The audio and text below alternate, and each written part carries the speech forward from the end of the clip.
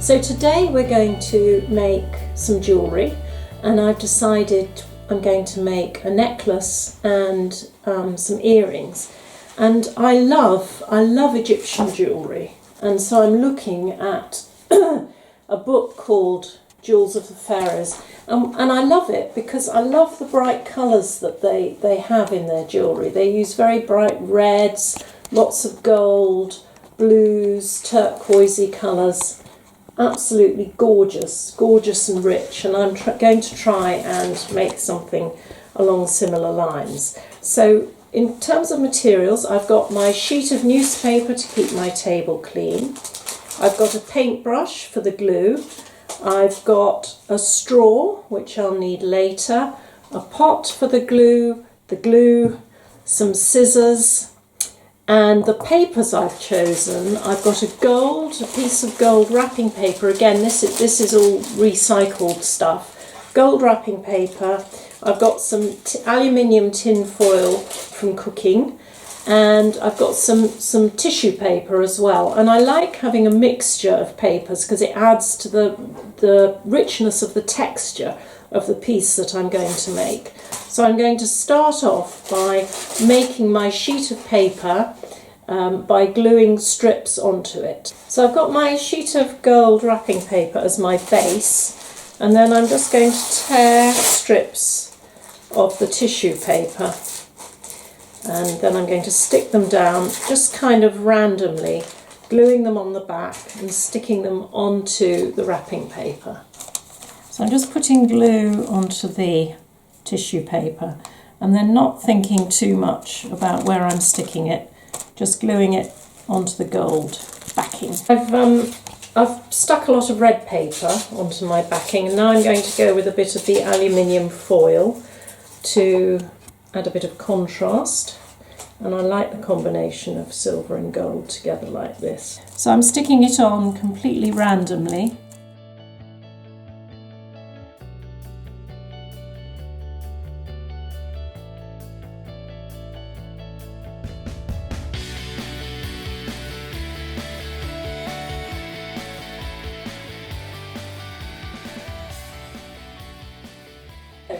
Here's my piece of paper, all dry in the sun, and I'm now going to draw on the back of it some rectangles so I can cut it into my shapes.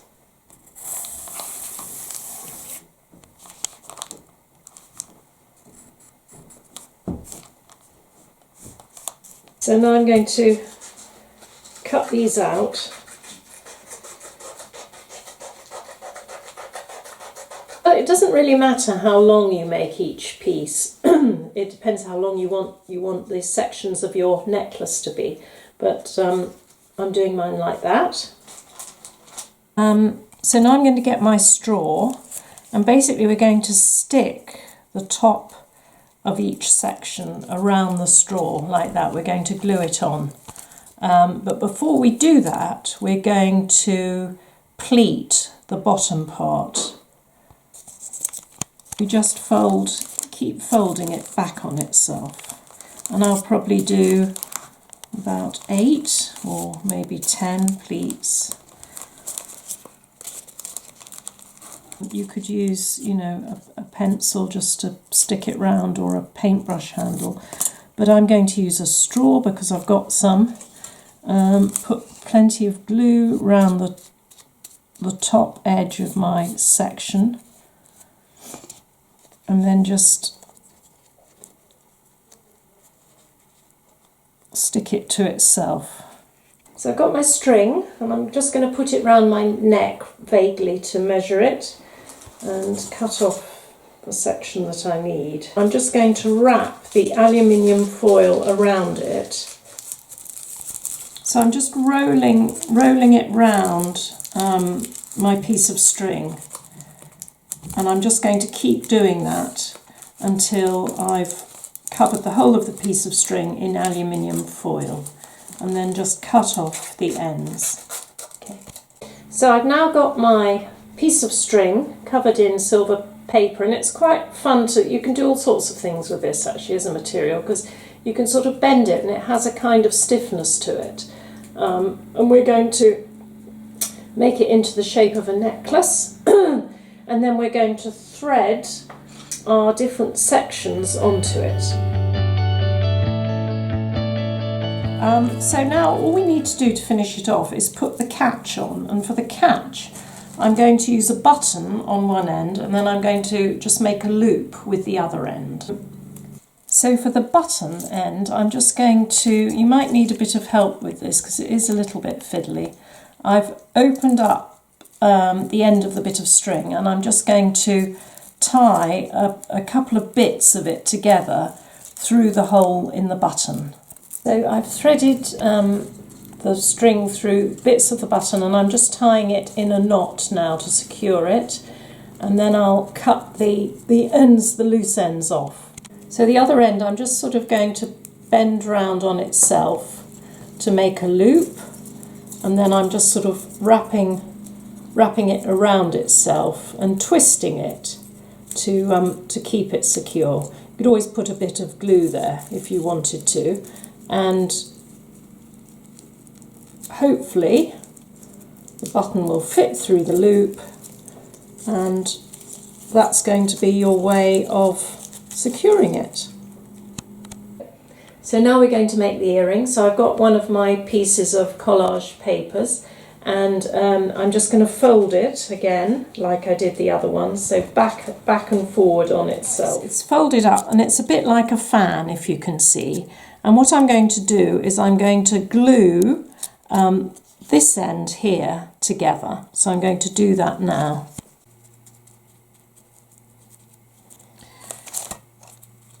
So I'm going to glue that like that, and I'm going to then let that dry, and then what we're going to do is pull it out around itself and glue the other end together for our earring, but we'll do that in a minute.